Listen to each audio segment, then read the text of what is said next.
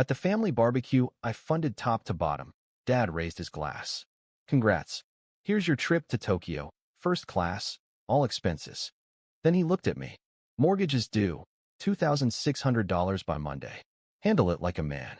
I asked, why do I pay while he gets vacations? He said, because he's the future of this family.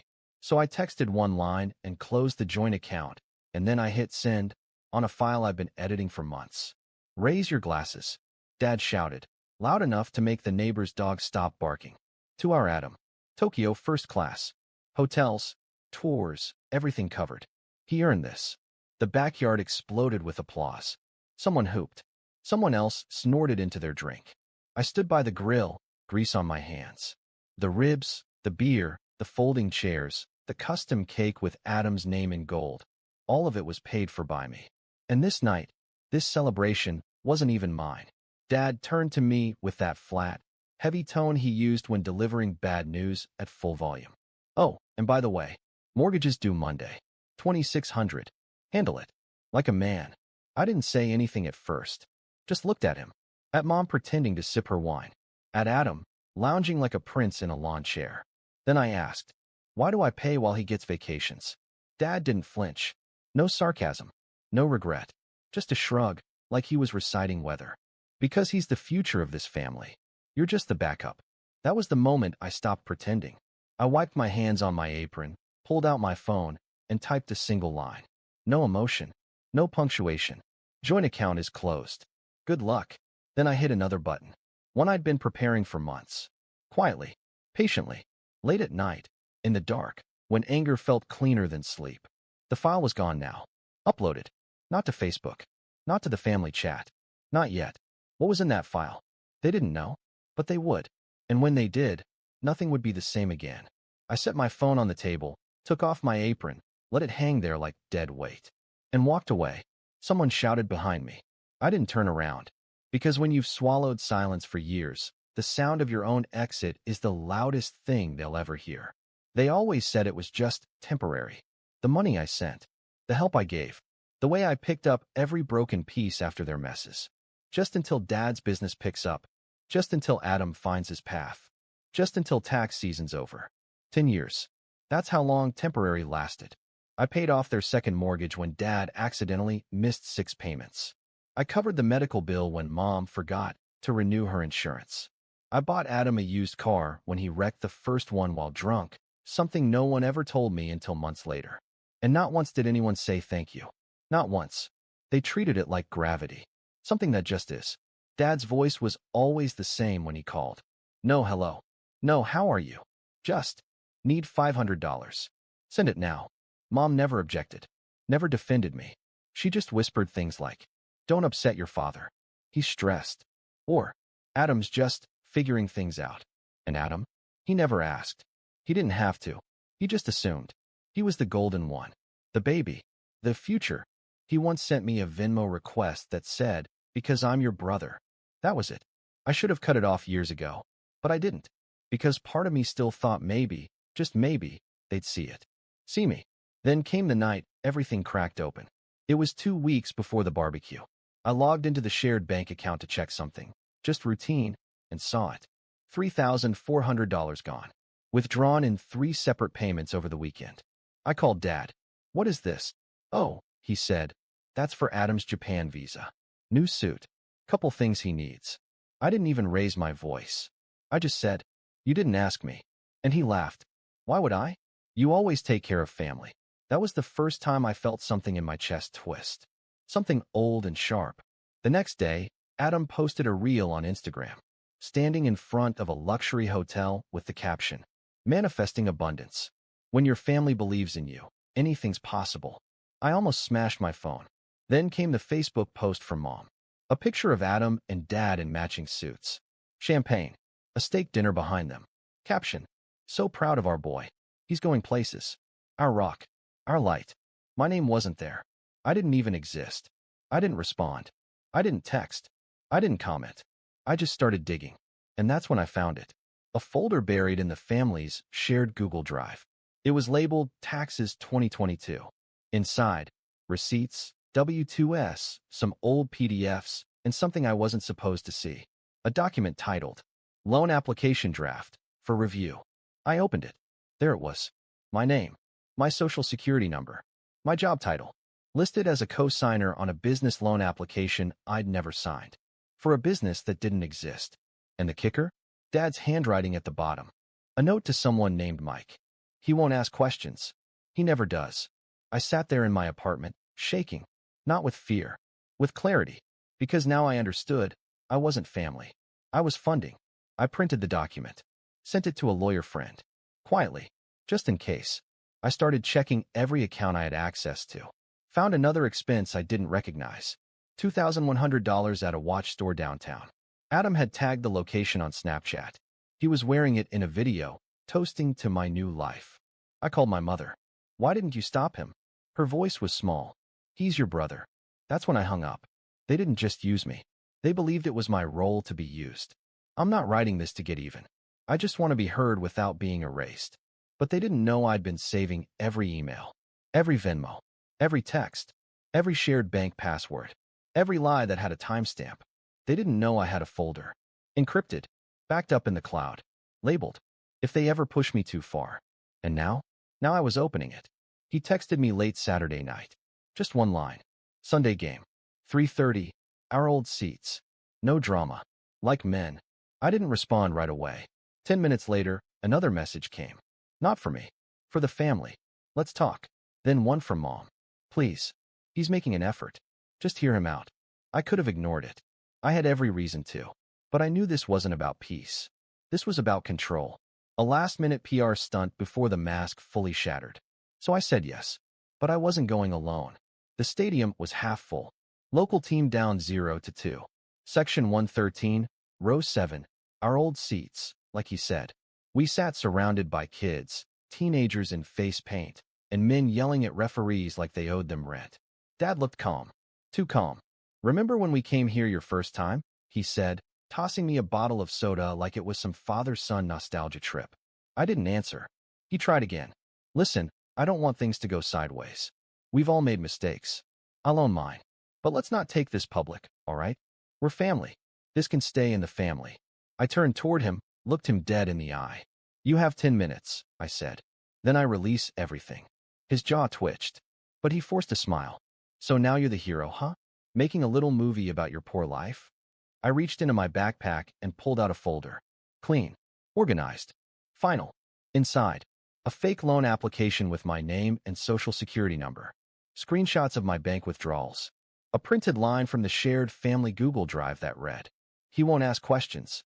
He never does. For a second, he blinked. Then he laughed. Loud. Sharp. The same laugh I heard when he told me my dreams were cute or expensive. You're blowing this up for nothing, he snapped. I carried this family on my back while you counted pennies. I built this house. With my money, I replied. And while you posted pictures of Adam in $1,000 suits, I was the one getting the overdraft alerts. He stood up, voice rising. You better calm down. I won't, I said, because someone else needs to speak. And then she stepped forward. Tanya, his former accountant, mid-40s, precise voice, no frills. She sat beside him, pulled out her own folder, and spoke like a court verdict. I worked for him for 6 years. I saw him forge the application. I saw him list you as a co-signer without your consent. The bank has opened a fraud investigation. He froze, then turned to me, red-faced. You brought her here. To the game. I stood too. This isn't a game. This is the final whistle. You never apologized. Never explained. You just wanted me quiet one last time. But I'm not traceable anymore. He started shouting about betrayal. About blood. About me. Turning the whole family upside down. People started turning. Mom appeared 10 minutes later, crying. Please, she begged. People are watching. I didn't look at either of them. I unlocked my phone, opened the family group chat, and hit send to all. Family_audit_2017_2025.pdf. Audio_Adam_card_April.m4a. Signed_loan_fake.pdf. At that moment, the home team scored a goal. The stadium erupted. But in row 7, silence. I turned to Dad and said calmly, game over. Let's see how they enjoy the replay. He didn't call. He didn't write. He posted. 6 days after the stadium confrontation, where I unveiled the truth, armed with documents and recordings, he resurfaced. Not to apologize, not to explain, but to reclaim control. He launched a new Instagram account at Real Family Truths. Bio: father, provider, betrayed by blood. The first post was a video, filmed in his truck, his usual confessional booth. Dim lighting, soft country music in the background, and a tear-streaked face. He looked into the camera with red-rimmed eyes. "My son turned on me," he began, voice trembling. "But I forgive him." He paused, as if gathering strength. "I wasn't perfect, but everything I did, every hard choice, was for them, for this family. And now he's out there spreading lies. Lies that hurt his own blood." Final words, laden with sorrow. "I love you, son. I forgive you. But I won't stay silent." The internet exploded. People fell for it. Hook, line, and crocodile tears. "You're such a strong father. Kids today have no heart. He'll regret this one day. Prayers for your broken family." By midnight, 72,000 views. By dawn, 120,000. His martyrdom was trending in 3 parenting groups. Then came the carousel post. Me as a kid, sitting on his shoulders. Christmas morning. A faded photo of me and Adam, arms around each other, both unaware of the storm coming years later. Captions. "He was always a good kid. I just wanted to be his hero. Maybe he'll remember one day." Even people I trusted reshared it. Old classmates, ex-coworkers, distant cousins, all reposting his version like it was gospel. Some even reached out to me. "Is it true what he said? Why are family drama online? Can't you just talk to him?" And then, of course, Mom. Her message came with guilt disguised as care. "He's hurting. Don't make it worse. Be the bigger person." She didn't ask how I was.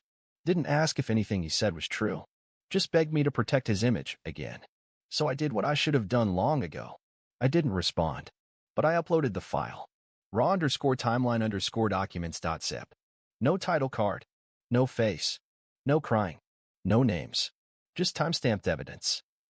Loan application with my forged signature. Screenshot of my account emptied to pay Adam's emergency trip. Audio file, Dad saying, "He won't notice. And if he does, I'll handle it." Screenshots of Mom saying, "Don't tell him. It'll stress him out." Transaction logs. Venmo messages. Google Drive comments with edit history. Everything. No emotion.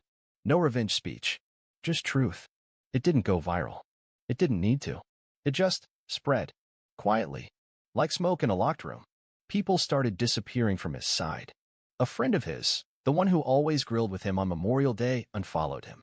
A neighbor commented, "Didn't expect to see my name in one of those screenshots." Then deleted it. An old coworker posted a vague story. Sometimes the loudest voice is hiding the biggest lie. He tried again. Posted another video. More desperate. More cracked.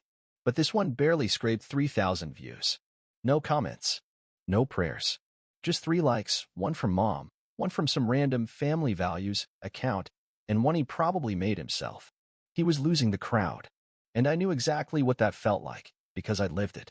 But I wasn't him. I didn't need a spotlight. Just quiet. And distance. A few days later, I received a message from Aunt Rhonda.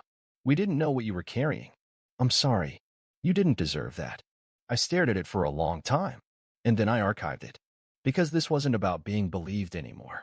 It was about never being silenced again. He had tried to rewrite the ending, to make me the villain in his heroic comeback. But I didn't play his game. I handed them the receipts. Unfiltered, unnamed, undeniable. And the truth? The truth doesn't need a narrator. It just stays. Even when they try to bury it in likes. Even when they cry into the camera like soap opera stars. Even when they twist and post and plead. It stays. And silence? Silence is the loudest thing I've ever said. I left everything behind in 31 hours. Not because I wanted to. Because I had to. There's a moment, right before you break, when your whole life turns quiet. Not peaceful. Just still. Like a room just after the screen. For me, that moment came at 2:17 a.m., staring at the glow of my phone after reading the 10th message from my dad that week. Not sorry. Not, let's talk. Just, this is what happens when sons forget where they came from. I stared at those words, then booked a one-way ticket. No second thoughts. Lisbon. Departure in 31 hours. I didn't cry. Didn't pack with ceremony. Just threw the essentials into a backpack, laptop, documents, old passport with my original name still on it, and left behind the apartment I'd paid for 3 adults who treated my money like an apology and my silence like consent. The cab to the airport was cold and quiet. My fingers shook only once, when we passed the street with the coffee shop where I used to bring my mother. The one I paid for, where she told people I was just helpful, not essential. At the gate, I didn't look back. I was done looking back. Lisbon, 6:12 a.m. The plane touched down with a softness that felt like mercy. Light spread across the city like a new page. Tiled roofs caught the sun. A tram rolled past like an invitation. And for the first time in years, I exhaled, like someone who'd been holding his breath since birth. Then my phone buzzed. For missed calls from Dad. One voicemail from Mom. Just tell me where you are. We can fix this. One text from Adam. I'm sorry. I was scared. I read them all. And then, without emotion, I powered off the phone, placed it in the kitchen drawer of my Airbnb, and went out for coffee. The first week, I didn't speak. Not even small talk. I walked through alleys that smelled of ocean and bakery sugar, sat alone in parks where children played, and watched the locals live like I wanted to, fully present, utterly unbothered. I didn't miss anyone. And that terrified me how quickly love can evacuate a body once it's no longer useful. Week 2. A tiny design studio with a handwritten sign, freelancers welcome. I stepped in, showed them my work, and they offered me a seat and a job. No referrals. No background checks. Just trust, something my own family never gave me without a catch. I met Raphael and Ines that afternoon. 2 creatives with scars in all the same places. They'd left behind similar stories, loud fathers, silent mothers, siblings who climbed over them like stairs. We didn't talk much about the past, just enough to know we'd survived something similar. By the end of the month, I had a 3rd-floor apartment in Alfama, walls yellow with age and pride, a SIM card no one in my old life could touch, a bank account with my name only and no links to their debts, a coffee mug that read, finally, silence. I posted one photo, just my bare feet in the sand, a book face down on my chest, the phone beside me screen black, irrelevant. Caption: starting fresh. If I don't reply, it's because I don't need to anymore. No hashtags. No geotags. Just truth. It didn't explode online. It inhaled. Dozens of DMs, quiet ones, raw ones. I paid off my dad's gambling debt for 7 years. He still called me lazy. My mom sold the apartment I bought her and told people it was her smart investing. I thought I was alone. You showed me I'm not. I didn't reply. I didn't need to. I was already doing what they begged me for in their own lives, living free. Back home, the collapse continued without me. My father posted another TikTok, a teary speech filmed in his garage, a beer next to a Bible. He called me lost, then loved, then dangerous. It got 2,000 views. Most were bots. The man who once filled rooms with laughter was now shouting into the algorithm. And no one cared. I heard, through someone, that even his old golf partner blocked him. One neighbor allegedly said, if he was half the father he pretends to be, that boy wouldn't have left. Mom kept trying. Voice notes that always started with, I'm not picking sides, and ended with, but you're still family, as if blood meant anything after years of quiet betrayal. Her messages became a loop, a guilt melody she didn't know I'd stopped dancing to years ago. I listened to the last one while watching the sun fall over the ocean. Then I deleted it. One night, I was at a cafe in Baixa. Rain tapped the glass like an old friend with bad news. Laptop open. Coffee untouched. The spare phone buzzed once. Unknown number. We were wrong. Please come back. That's all it said. No name. No punctuation. Just desperation wrapped in nostalgia. I stared at it for a long time. Not because it hurt. Because it didn't. Then I hit delete. Some people think closure is a conversation. A hug. A scream. A slap. A phone call at 2 a.m. It's not. Closure is knowing you could answer. But you don't need to anymore. Because the version of you they hurt, the one who paid their bills and swallowed their insults, that version is gone. I didn't win. I just left. And in that leaving, I became someone I actually liked. Someone who no longer needed permission to exist. Now, when people ask where I'm from, I say, nowhere. Not because I'm rootless, but because my roots were poisoned, and I chose to plant new ones, in sunlight, in my own soil, far from their shade. My family still exists, but not in my world. Not anymore. Maybe one day they'll understand why I walked away and that it wasn't out of hate. If this was the cost of freedom, then I paid in full. And for once, I don't want a refund.